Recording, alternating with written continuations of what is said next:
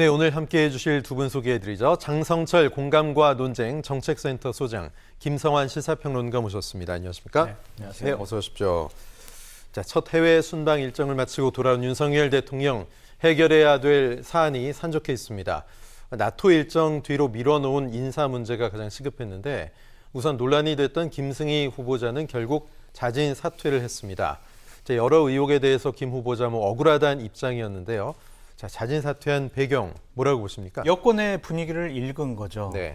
내가 사퇴해야 되겠구나라고 생각한 겁니다. 왜냐하면 오늘 아침에 대통령께서 약식 소통 회견 때 제가 참모들하고 동료들하고 얘기를 해가지고 신속하게 결정을 하겠습니다. 결론 내리겠습니다. 라고 얘기를 하셨고, 그거 다음에 바로 권성동 원내대표가 김승희 후보자는 사퇴하는 게 맞는 것 같다. 네. 사퇴해야 된다라고 얘기를 했어요. 사인을 확실히 준 거죠? 그렇죠. 네. 그러니까 여당 원내대표가 인사청문회를 해야 되는데 여당 원내대표가 그만둬야 된다라고 얘기를 했으면 본인도 버티기가 어려웠을 것이다 라는 생각도 들었고, 이러지 않았을까 싶어요. 김승희 후보자가 대통령실에 비서실장이라든지 아니면 다른 분에게 저 어떡할까요? 그랬더니 사퇴하시는 게 좋겠습니다 라고 이제 받아들인 것이 아닌가라는 좀 생각이 들었는데, 예. 결정적으로는 이런 것이죠. 중앙선거관리위원회에서 정치자금법 위반으로 예. 김승희 후보자에 대해서 검찰에 고발했습니다.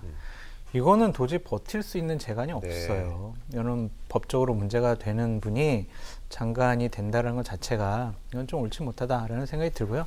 저도 국회에 오래 있었지만 이렇게 정치자금법 위반, 실무자 실수 이렇게 얘기하는 게 저는 더 나쁘다고 생각을 해요.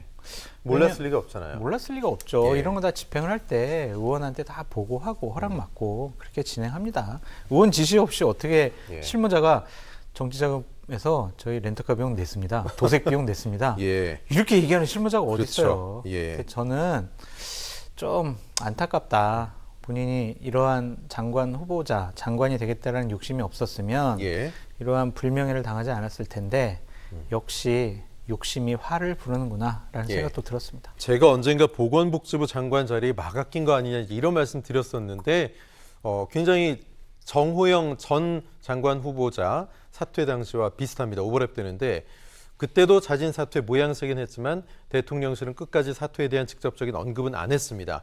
그때도 야당에서 계속 압박하고 심지어 여당에서조차 좀 분위기가 좋지 않으니까 물러났는데 결국은 압박이 들어간 거라고 봐야죠, 김성환 평론가님. 네, 그렇죠. 방금 전에 말씀하셨던 것처럼 미리 아마 오늘 윤 대통령의 발언을 보니까요, 정리가 다 끝나 있었던 것 같아요. 그 상황에서 발언이 나오는 거지 어떻게 발언이 나올 수 있겠습니까? 그러니까 아마 내부적으로는 김승희 후보자는 정리를 하고 말씀하셨던 것처럼 선관위가 검찰에 고발 조치까지 한 건데 어떻게 그걸 그냥 그대로 넘어갈 수 있겠습니까? 박순애 후보자하고 그다음에 합참의장 2명에 대해서는 임명을 강행하는 쪽으로 내부적으로 정리를 한 것 같아요. 근데 그래서 이제 오늘 결국은 본인이 버티지 못하고 사퇴하는 이런 모양이 나오긴 했는데요. 근데 사실 박순애 후보자도 논란이 굉장히 많아요. 그렇죠. 아시는 것처럼 만취 음주운전 얘기 나오는데 현직 교사들의 경우에는 음주운전 전력이 있기만 해도 훈포상 대상에서 제외된다는 거잖아요. 100명이 넘더라고요. 110명 정도 된다고 하더라고요. 그런 것처럼 그러는데도 불구하고 교육부 장관은 임명이 된다? 이게 지금 일선 교육 현장에 어떤 신호로 읽힐 것인가? 이것도 상당히 좀 우려가 되고요. 어제 오늘 사이에는 또 제자 갑질 논란까지 지금 벌어진 상황이거든요. 네, 조교에 대해서요. 네. 그러니까 뭐라고 할까요? 그러니까 교육자로서의 자질에 관한 얘기들이 끊임없이 나오고 있다는 거예요. 이걸 어떻게 봐야 될 것인가 이런 문제도 있고요. 그리고 교육 현장에 대한 경험도 없는 인사예요. 이런 점에서 윤석열 정부는 이전에도 마찬가지지만 특목고 문제나 이런 거에 대해서 다시 그걸 부활하겠다고 계속 이제 윤석열 대통령이 얘기했잖아요. 그러니까 교육 정책이 따로 없는 것 같다. 이런 얘기가 나오는 거예요. 그런 부분들을 과연 장관이 임명된다 하더라도 얼마나 불식시킬 수 있을 것인가. 임명 과정에서 이미 상당히 리더십이나 도덕성의 상처를 입은 장관이 과연 얼마나 앞으로 잘할 수 있을 것인가 이런 게 좀 걱정이 되고요. 네. 마지막으로는 사실 김승희 박순애 후보자 임명할 때 서둘러서 사실 임명하는 모습을 보였잖아요. 서우남이라고 해서 그러니까 서울대 50대 남성 계속 남성 후보자들만 장관 임명한다고 하는 걸 외신까지 지적하고 난 다음에 서둘러서 여성 후보자를 임명하는 모습을 보였단 말이에요. 근데 그런데 다 사실 여성들이 지켜볼 때는 우리 사회에 그래도 여성을 좀 임명하는 그런 모습을 보이길 기대했을 텐데 여성 후보자가 결국은 낙마하는 모습을 보면서 이게 오히려 여성으로서의 상징성 자체가 훼손되는 거 아니냐.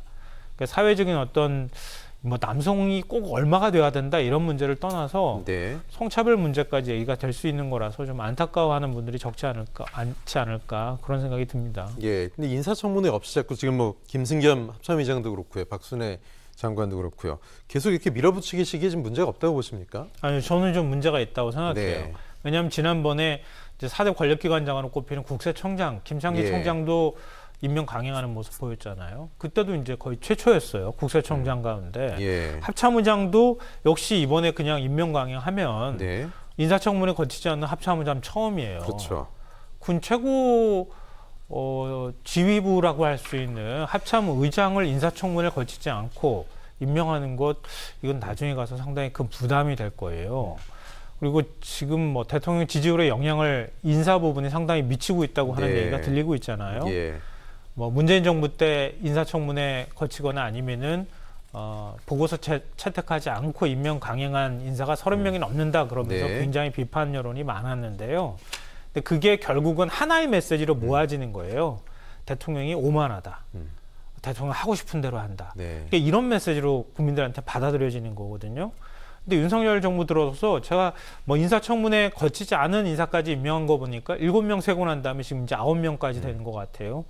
그러니까 나중에 어떻게 될지 모르지만 취임 초기 내각에 벌써 한 10명 정도까지 만약에 가게 된다고 하면 앞으로 장관 임명 계속 있을 거거든요.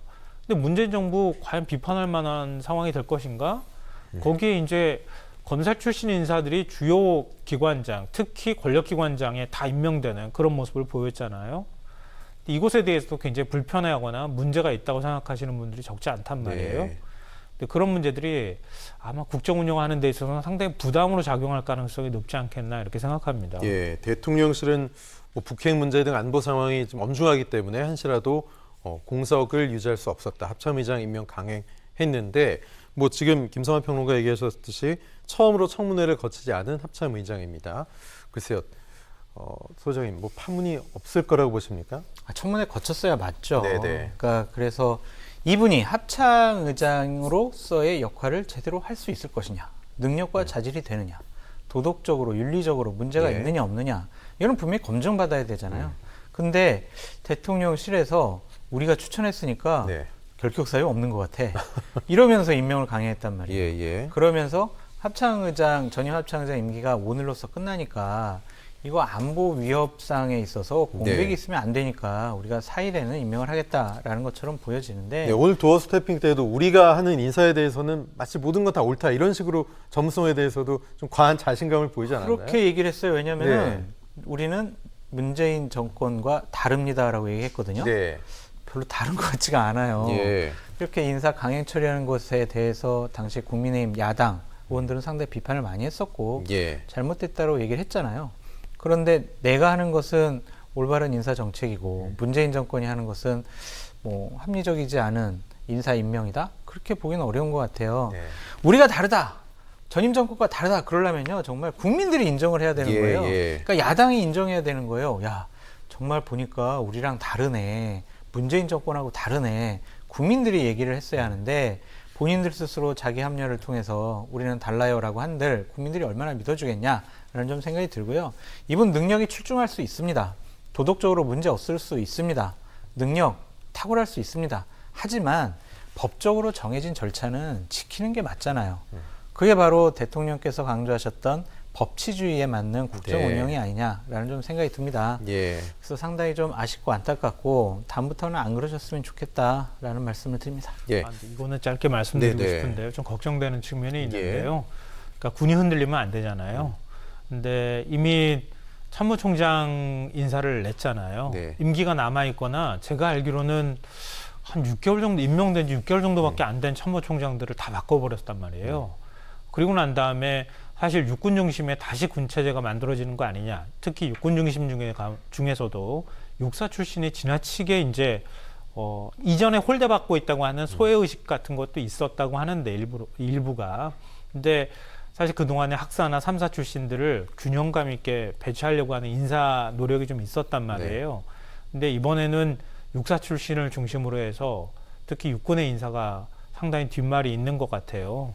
이번에도 합참의장도 결국은 이제 육사 출신인데요. 앞으로 뭐 꼭 육사 출신이 그 군에서 중요한 역할을 맡지 말라는 뜻으로 제가 말씀드리는 건 아니지만 그동안의 인사에 있어서 기본적으로 균형을 유지하려고 했던 노력들이 한쪽으로 다시 육사 출신으로 다 쏠리게 되면 군 내부의 불만도 커질 수 있다. 네. 이런 점도 조금 유념해야 되지 않을까 생각합니다. 예. 자, 군 문제 그렇고요. 또 윤석열 대통령 지금 경찰청장 김창룡 청장이 사표를 냈죠.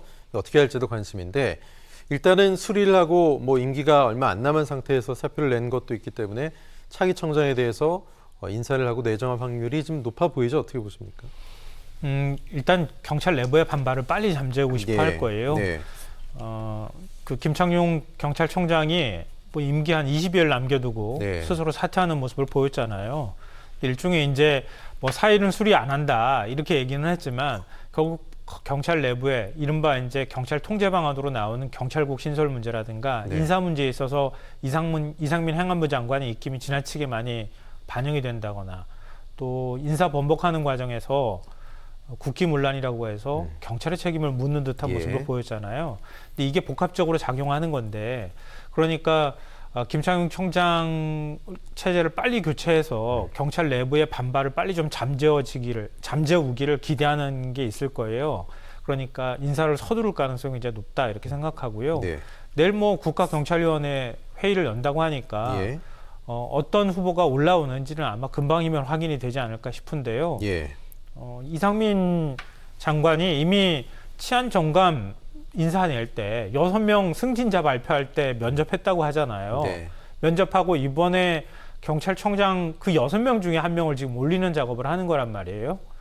근데 그 6명 중에 1명을 올리게 되면 결국은 장관 입김이나 인사 개입 문제가 있을 수밖에 없는데 근데 그런 것에 대해서 경찰이 어떻게 받아들일까 이 부분도 하나의 좀 관전 포인트일 것 같고요.